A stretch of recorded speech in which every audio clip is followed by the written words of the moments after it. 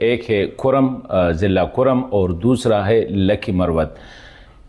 اس وقت اگر کرم کے جو حالات ہیں وہ تو آپ لوگوں کو پتہ ہے کہ گزشتہ ایک سال سے جو ہے وہ خراب ہے، اور ابھی وہاں پہ آپریشن لانچ کیا گیا ہے۔ یہ حالات ہے کیا اور لوگوں کی کیا رائے ہے سیکیورٹی فورسز کے بارے میں یا حکومت کے نیت کے بارے میں کیا رائے ہیں، اس پہ بات کریں گے۔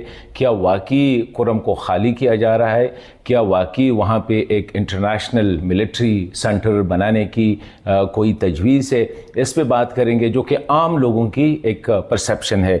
دوسرا ہے کہ لکی مروت سے جو ریسنٹلی جو ویژول آئے ہیں وہ یہی ہے کہ لوگوں نے مسلح بغاوت کی ہے حکومت کے خلاف یا سیکیورٹی فورسز کے خلاف۔